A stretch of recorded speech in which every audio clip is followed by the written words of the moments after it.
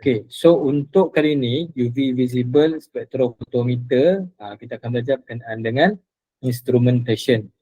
Okay, nama pun dekat sini spectrophotometer. Meter tu maksud dia instrumen lah, okay, spectrophotometer. Kalau yang konsep tadi tu adalah UV spectroscopy. Okay. Spectrophotometer, foto ni nak menunjukkan yang UV visible ni melibatkan foto, melibatkan lights lah, okay, ataupun photon. Okay, so UV visible ni dia ada beberapa jenis. Okay, ada single beam, ini lama punya lah ni. Apa tak gambar lama punya ni, single beam spectrophotometer. Single beam ni maksud dia apa nama tu, hanya bagi satu bacaan saja yang saya sebut tadi tu lah. Okay. Kalau kita fix dekat 475, jadi absorbent dia saja yang keluar. Okay. Multi channel spectrometer, ni zaman gila punya UV visible ni. Okay. Masa saya belajar dulu ni. Satu lagi ada double beam spectrophotometer. Tapi konsep dia sama je. Konsep dia tu yang kita belajar tadi tu. UV visible spectroscopy. Okay. So single beam ni single beam ni they employ a single source to supply radiation to the sample and then the background intent. Okay, single beam ni dia punya source dia tu satu saja. Okay, so dia akan masuk kepada monochromator. Lepas tu dia pergi kepada sel, lepas tu dia akan amplify dia punya bacaan tu dan dia akan bagi dia punya bacaan. Read out ni lama ni, analog ni. Kalau tak dia akan bagi bacaan lah, value dia tu. Okay. So the advantage is a single set of component required. So tak perlu kompleks lah. Ini yang saya cakap tadi tu. Ada yang mahal, ada yang murah. Okay. Kalau yang single beam ni biasanya murah saja. Dia tak perlu kompleks sangat. Okay. Tapi adalah dia punya disadvantage dia tu. Okay. So ini separate correction must be done. For background spectrum we do so-called a matrix interference. Okay. Okay, cumanya yang ada disadvantage tu dia ada interference lah. Okay. Okay, double beam pula dia akan ada split. Okay, kalau macam ni dia satu je. Dia ada satu source pergi dekat satu reference. Okay, sampel ni sampel. Lepas tu dapat dengan bacaan. Kalau macam ni dia bagikan pada dua. Dia akan split. Okay. Source tu dia akan split. Dia punya apa tu UV visible light tu dia akan pergi kepada dua bahagian. Satu pergi kepada reference dan juga pergi kepada sample cell. Sebab tu kalau yang ni tengok dia punya disadvantage dia tu, dia ada matrix interference sebab dia macam apa nama tu, dia tak align dengan reference cell. Biasanya macam ni. Kalau kita ambil sampel air contohnya, okay? Sampel air ni dalam dia tu ada aqueous, ada water. So kita kalau boleh kita kena comparekan sampel air tu dengan water sekaligus, dengan dia punya bacaan apa nama tu, dengan dia punya energy of light tu yang sama. Macam ni lah, energy of light tu yang sama. Barulah kita boleh come up dengan apa nama tu, dia punya bacaan yang accurate dan juga precise. Tapi sebab satu saja, so sebab itulah dia punya disadvantage. Okay? So kalau double beam spectrometer, a single source tu sama je, bukan double lah, supplies equal intensity beams through the sample dan juga reference. Okay, intensity yang sama. Lepas tu nanti disperse, lepas tu dia akan detect alternately. Okay, so dan kita akan dapat satu bacaan yang sampel yang lebih accurate. Okay. Okay, instrumentation. So ini adalah component of optical spectro instrument. Ini secara general. Pertamanya ada source. Source apa? Sumber of UV visible light. Okay, ada sumber radiation. Okay, electromagnetic radiation. Electromagnetic radiation tu dia akan ada monochromator, and untuk isolate the kawasan spektrum yang kita nak, iaitu monochromator. daripada 200 nanometer, wavelength tu 200 nanometer hingga ke 800. So itu kerja monokromator. Okay, dia ambil daripada 200 dulu, baru dia pergi kepada apa nama tu, baru dia pergi kepada 800. Okay, ataupun some of the monochromator tu dia akan ambil satu saja wavelength. Dia ambil 475 saja. Yang tu saja dia pergi kepada sample.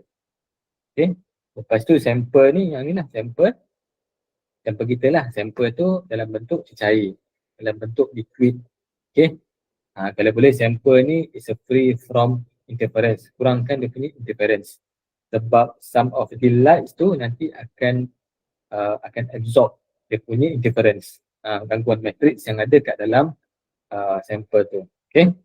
So sample cell ni adalah transparent sample container dekat sini. Ataupun kita panggil cuvette lah. Cuvette. Okay. Cuvette tu tempat kita letak sample. Kita letak solution, dan solution tu kita letak dekat sample holder. Sample holder kat dalam instrumen tu. Lepas tu daripada sample ni ada detector. Nak detect apa? Dia detect radiation yang transmit daripada sample tu. Okay, dalam bentuk light ataupun energy lah. Lepas tu ada recorder. Recorder ni biasa kalau ni dia akan pergi kepada apa nama tu, recorder. Lepas tu pergi kepada komputer. So zaman sekarang ni ada komputer lah. So komputer tu nanti akan analyze macam-macam. Komputer ni pula ada software dia. Ada software-software tertentu dia tu. Okay, untuk ada yang boleh terus nak detect concentration. Ada yang boleh tengok dia punya spektrum. Ada yang boleh terus buat statistik analysis dan macam-macam lagi lah. Okay. Okay, dia tengok kepada yang pertama dulu, source. Jadi light source ni sumber kepada UV visible light tu dia ada dua. Okay, dia bagi kepada dua. Satu dia punya region tu dalam bentuk line ataupun continuum. Okay, ini ni yang semua ni, yang argon lamp, xenon lamp, D2 lamp ni, setiap daripada jenis-jenis sumber ni, laser ni adalah sumber. Okay, dia ada dia punya wavelength dia tertentu. Okay, kalau kita nak menggunakan UV visible, biasanya kita akan gunakan xenon lamp. SE tu xenon. Okay, kalau kita nak detect IR tu, cuma dia source of light tu, dia mungkin lens blower ni kat sini. Okay, jadi jangan pula nak gunakan UV visible, kita gunakan global ni. Okay, silicon C carbon macam tu lah. Okay, sebab dia tak akan memberikan wavelength untuk UV visible. Jadi untuk UV visible ni biasanya xenon lamp. Kalau UV ni D2 lamp. Okay, yang lain ni biasanya tak ada kaitan lah.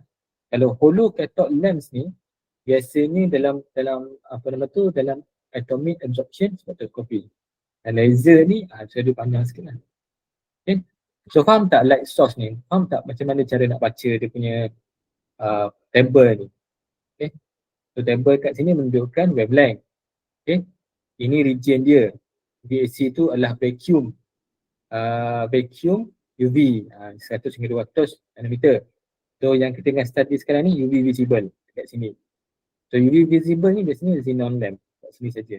Okay, yang lain tu dia tempat lain lah. Okay, ada punya AR tu. Okay. So source dia kalau nak UV, deuterium and hydrogen lamp. Okay, ini dah bentuk lamp lah ni. Ni dia punya bentuk instrumen tu. Ataupun tungsten lamp. Dia akan cover 330 hingga 700. Okay, tungsten ni kat sini, tungsten lamp. Okay. Ataupun xenon arc lamp. SE tadi tu lah. Okay. Ini semua sumber dia. Okay, so so ini dalam instrumen tu lah. Okay, kita pergi kepada monochromator. Monochromator tu apa dia? Dia device ataupun dia wavelength selector. Dia akan select wavelength tu yang akan isolate a restricted region of the spectrum. Spektrum tu tadi kita tengok spektrum tu 200 hingga 800. Itulah dia punya wavelength tu. So wavelength selector ni dia ada dua. Satu dipanggil ini untuk photometer.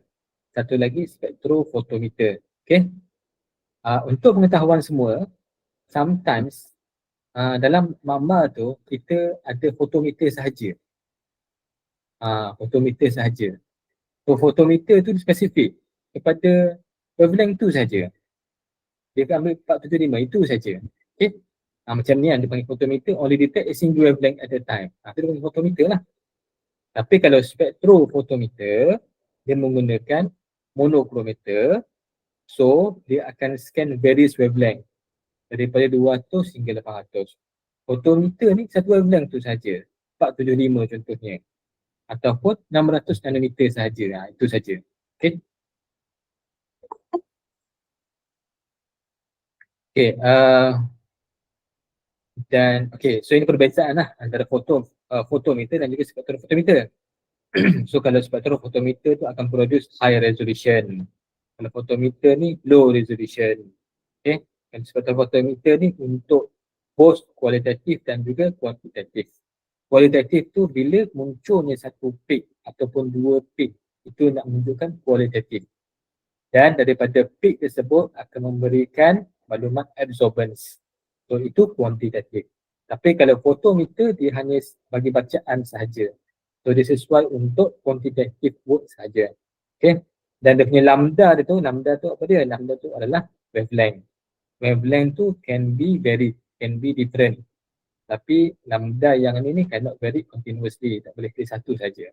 Okay. So faham lah perbezaan antara fotometer dan juga spektrofotometer. Sebab ini dia ada spektro. Spektro ni biasanya dia menghasilkan spektrum. Fotometer tak, fotometer dia bagi bacaan sahaja. Jadi kalau dekat makmal tu, orang boleh tengok perbezaan antara UV visible spektrofotometer dan juga fotometer sahaja. Orang boleh tengok lah. Kalau dekat makmal saya tu ada spektrofotometer, tapi dia untuk range visible sahaja. Tapi dia boleh bagikan spektrum. Okay. Kalau ada setengah makmal tu, dia gunakan fotometer sahaja. Sebab murah lah. Okay. Kalau di Jabatan Kimia tu, kalau pergi ke makmal kimia, ada yang instrumen tu yang agak besar tu, itu spektro UV visible spektrofotometer. Okay. Okay, jadi so these are examples of wavelength selectors. So you have the word continuous. Continuous meaning that you can, the wavelength can be varied. Sorry. Saya tak tutup dia punya, sekejap saya ingatkan siapa yang bercakap tadi tu. Dia, saya kena removekan dia punya.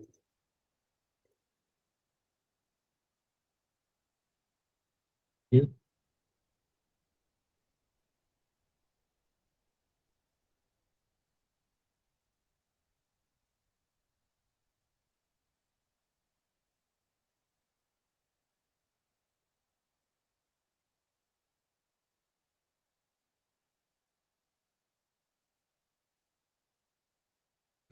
Okay, saya ambil slide daripada ni sebenarnya tadi. Sebenarnya slide-slide ni diberikan oleh Jabatan Kimia, jadi saya hanya menggunakannya.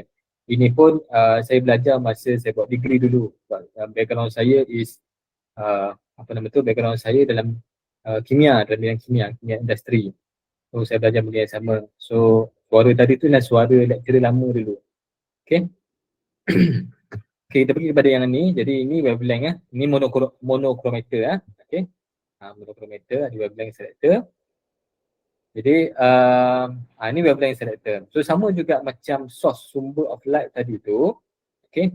Untuk UV visible pun ada dia punya different filter dia. Okay. Kalau ingat TikTok je ada filter. IG apa nama tu ada filter. So ini pun ada filter dia. Okay. Jadi filter dekat sini dia sama juga. Kalau dia dalam UV visible, dia menggunakan fused silica or quartz prism ataupun glass prism. Kalau IR ni digunakan sodium chloride prism. Yang ni KBR prism. Ini tak ada kaitan lah. IR dengan IR. Ini continuous. Continuous tu maksud dia dia boleh come out dengan continuous ni. Kalau korang tengok dekat sini, ni continuous. Okay, dia akan continuous. Dia ada mula 200 sampai ke 800. Okay. So menggunakan fused silica ataupun gelas prism. Kalau gratings ni panjang lah dari sini ke sini. Ni gratings ni boleh untuk semua. Discontinuous maksudnya kita pilih satu saja. Satu saja untuk wavelength tertentu. Okay. So kita talking about UV visible. Jadi filter yang sesuai ialah fused silica untuk UV yang visible. Untuk kelas, kalau visible saja kelas prism. Okay. Lepas tu filter pula ada dua jenis lah. Satu interference filter dan satu lagi absorption filter.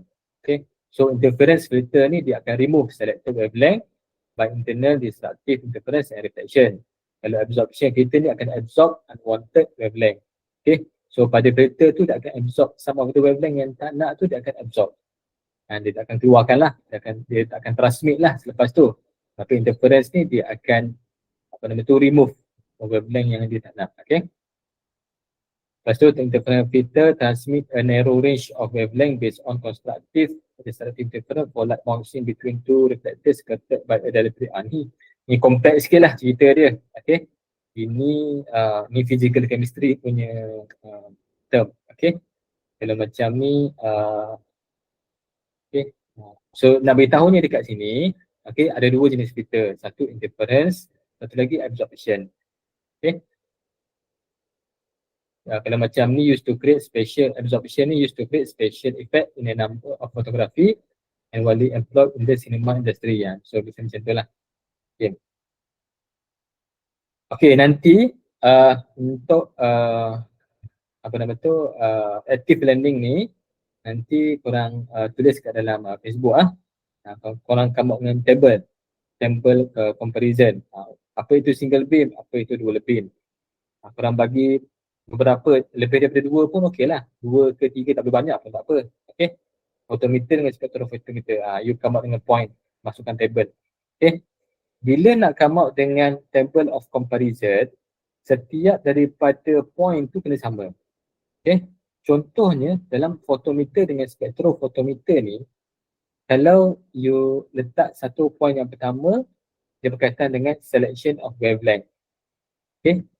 So, dia ada perbezaan photometer menggunakan filter, okay, dan spectrophotometer menggunakan monochrometer. Itu nak masuk di comparison. Satu point yang sama. Okay. Lepas tu yang point kedua, contohnya kalau you letak two types of filter, interference and absorption, tapi dalam spectrophotometer tak cerita. So, tak perlu. Okay. So, photometer dia provide low resolution. Yang spectrophotometer high resolution. Satu low, satu high. Itu comparison. Okay. Itu in term of resolution. Satu low, satu high. Itu cara nak buat comparison lah untuk table. Okay. Dapat 2, dapat 3 pun okey je.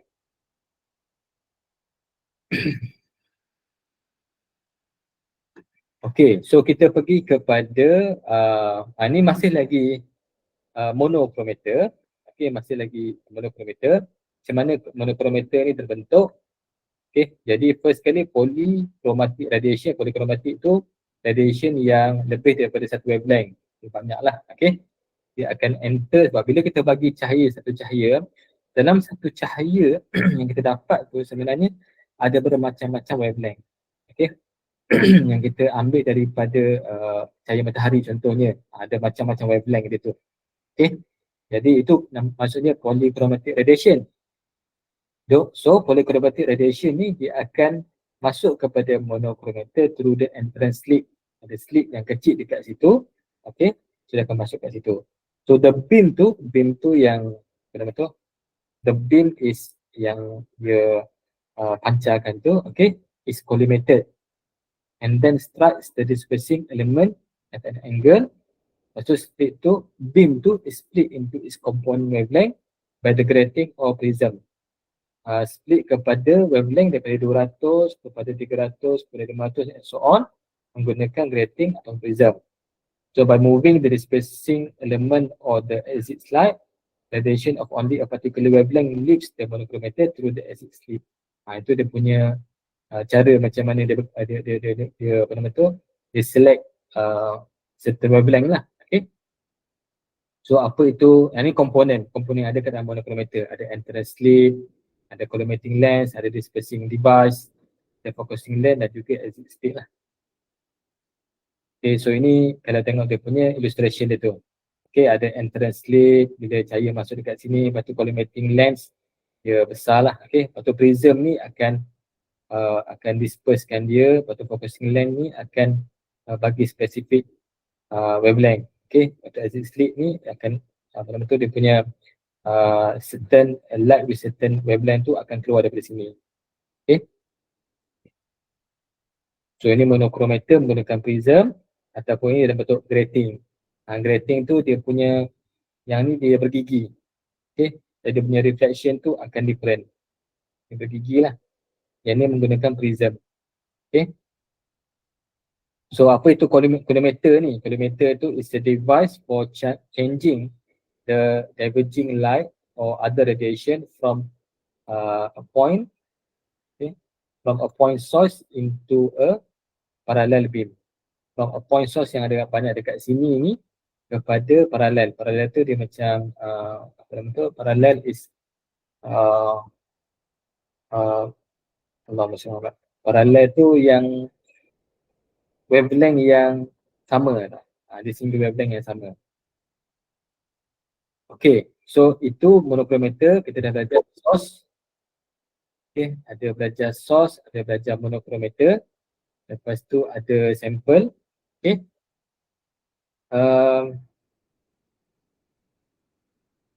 Ada sample. So sekarang ni kita belajar sample lah.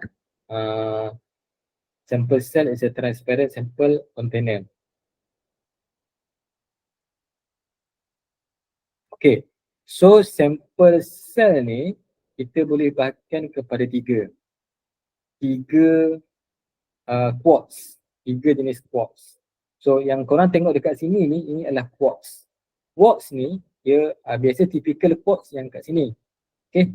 So yang ni dia lebar sikit. Dia lebar sikit. Some of the instrument tu kita boleh masukkan yang macam ni. Okay, korang kena ingat yang dia punya base law. Dalam base law tu absorbance equal to epsilon is more like absorptivity. B ni dia punya panjang. Dia punya panjang yang kat sini ni. Tu B. Lepas tu C adalah concentration. Sebab tu kalau kita come up dengan variation macam ni, nanti dia punya bacaan akan different lah.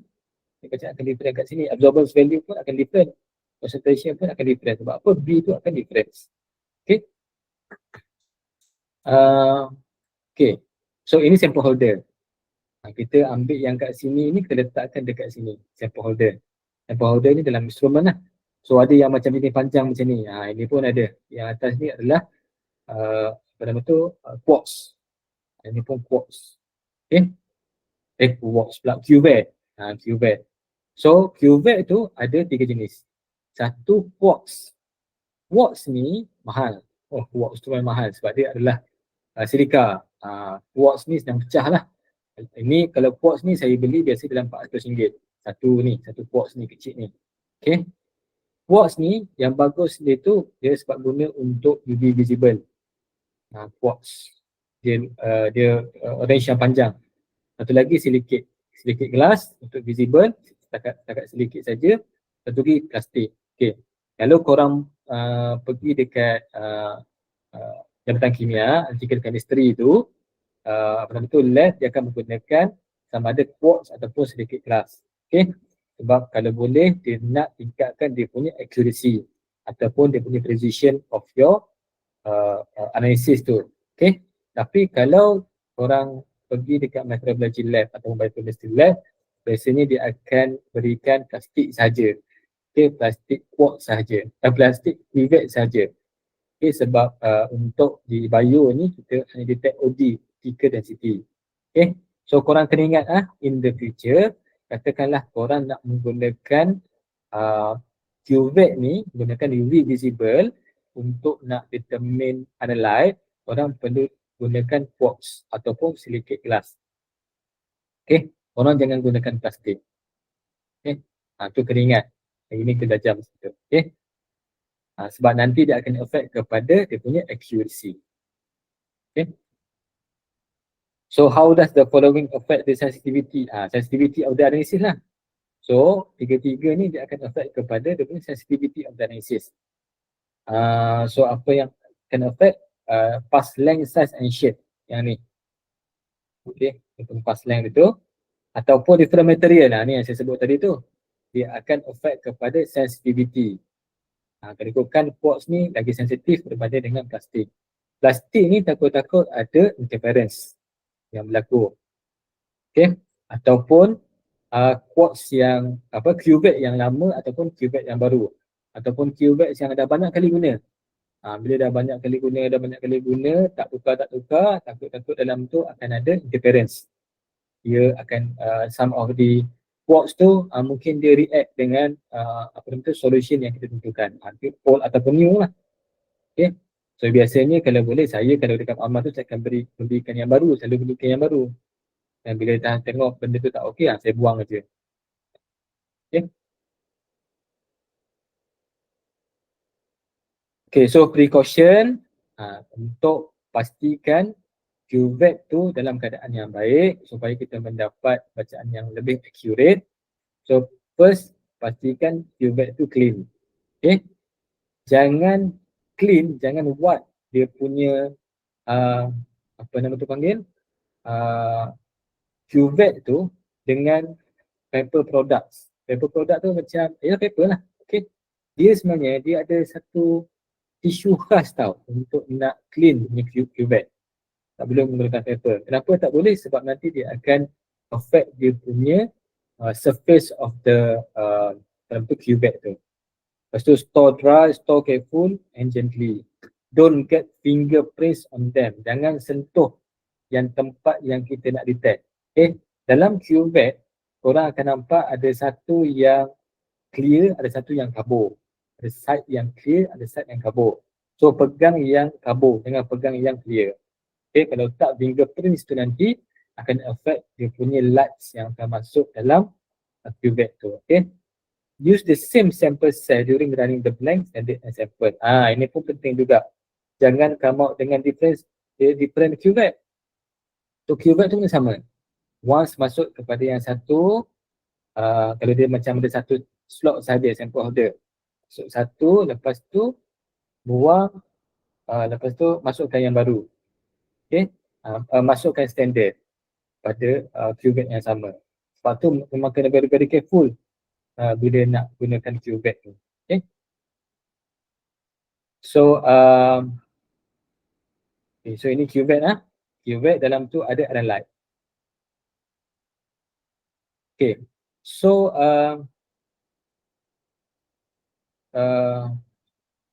dia kalau boleh bila kita nak tentukan analyte, kita akan masukkan dalam solvent. Okay, kita akan masukkan dalam solvent.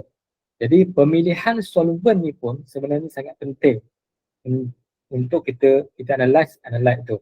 Okay, kalau tengok daripada sini, okay, jadi solvent water is one of the solvent lah. Okay, so water ni dia kita akan bagi bacaan sebenarnya. Okay, akan bagi bacaan dekat sampai 190 je. Okay, kita jangan gunakan solvent yang akan bagi interference dekat sampel kita. Kalau tak nanti bacaan tak accurate. Okay, so solvent tu must be transparent to the wavelength and hopefully is inert. Inert tu dia tak react dengan sampel ataupun dia tak interacting dengan analyte tu. Itu pemilihan solvent. So ini adalah common solvent water, acetonitrile, isooctane, cyclohexane and so on. Okay, acetone ni apa nama tu, dia ada cut off tu, maksudnya dia akan bagi bacaan jugalah pada sebelum 340. Okay, tapi dia punya bacaan tu sangat rendah. Okay, benzin pun ada bacaan jugalah, tapi dia punya peak tu sangat rendah. Okay, so concentration of solvent tu dia typically below than 50 millimolar. Okay, you kena tengoklah dia punya solubility, sama ada analyte tu soluble ataupun tak dalam solvent tersebut. Ionic strength, hydrogen bonding, aggregation, phase taking, solvent absorption. So those are the parameters yang sangat penting dalam pemilihan solvent, okay, untuk analyte kita tu. Okay, so kita pergi pada detector. Detektor ni dia yang detektor selepas daripada sampel lah. Okay, so apa itu detektor? Detektor dia nak detect radiation yang transmit daripada sampel tu. Okay, so detektor pun ada dia punya instrumen dia sendiri. Okay, alat dia sendiri. Kalau UV visible ni, kita boleh menggunakan photographic plate ataupun photo multiplier, photo tube, photo cell, silicon diode, charge couple diode. Yang kat lain ni thermal detector ni, ini untuk IR dan untuk IR lah. So untuk UV visible ni dekat kawasan sini. Okay. So apa itu photo multiplier? Ni kita tengok dekat sini ni adalah photo multiplier. Okay. So bila apa nama tu, bila photon tu sampai dekat sini, ni photon dekat sini, ni instrumen dia, ini UV visible dekat atas ni, tolong imagine. Lepas tu ada sampel kan, ada sampel, lepas daripada sampel tu dia akan bagi photon yang apa nama tu, yang ditransmit daripada sampel sel ataupun those photon yang tak diabsorb. Okay, adalah betul dia. So dia akan pergi ke sini. Dia akan pergi ke sini, dia akan pergi single lah. Lepas tu nanti dia akan multiply. Lepas tu nama dia multiplier. Dia multiply. Dia pergi ke Dinox ni akan multiply. Dia akan, apa guna, kenapa nak multiply? Sebab dia nak enhancekan dia punya apa nama tu, output tu. Okay, jadi macam ni dia satu je yang masuk tapi dia enhancekan dia punya output. Output tetap sama, output pula, dia punya energy tu tetap sama tapi dia enhancekan dia punya output, so that nanti output tu boleh di-detect menggunakan output meter dekat sini. Okay, lepas tu nama dia multiplier. Multiply, multiply kan apa? Multiply kan foto. Jadi dia bentuk tube. Okay. So a photon radiation entering tube strikes the cathode causing the emission of several electron. Ni korang baca dah sendiri tapi konsep dia macam tu lah. Okay. Lepas tu ada detektor, kita boleh bahagikan kepada dua. Satu detektor tu akan memberikan full spectra detection. Full spectra detection tu kena macam ni, single detection only. Okay, single detection only. Dia bagi satu wavelength, lepas tu keluar dapat satu je. Tapi kalau yang ni, dia bagi multiple wavelength. Okay, lepas tu detektor tu akan detect different wavelength lah. So ini kalau kita nak dapatkan dia punya spektrum. Kalau single detection biasanya hanya dapat satu sahaja dia punya wavelength. Okay, absorbance. Silap, absorbance dia. Okay. Okay, so detektor ni dia bergantung lah, dia high sensitivity, high signal noise, constant response for lambda and fast response time. Okay.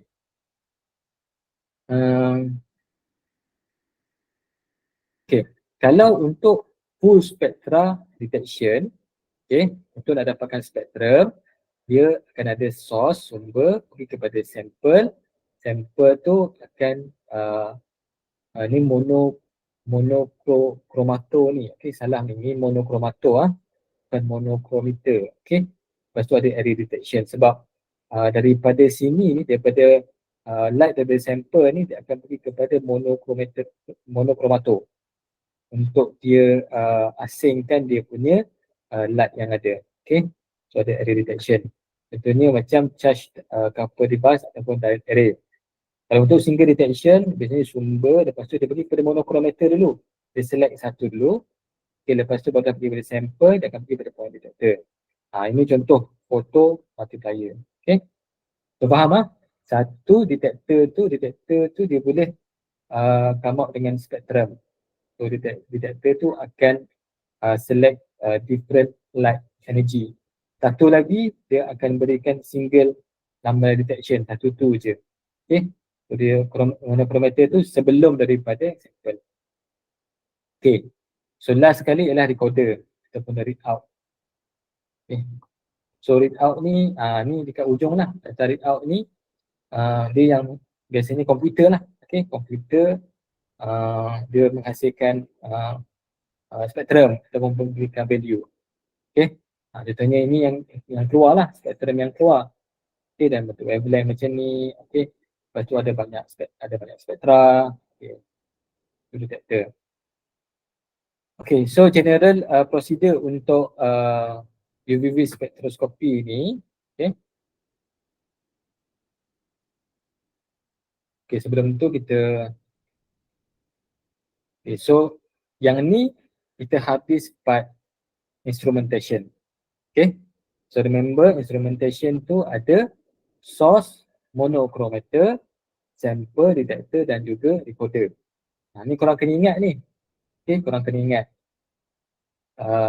apa itu source apa yang sesuai, jenis dia, monochromator, sample detector macam mana kan. So korang kena study balik. Okay.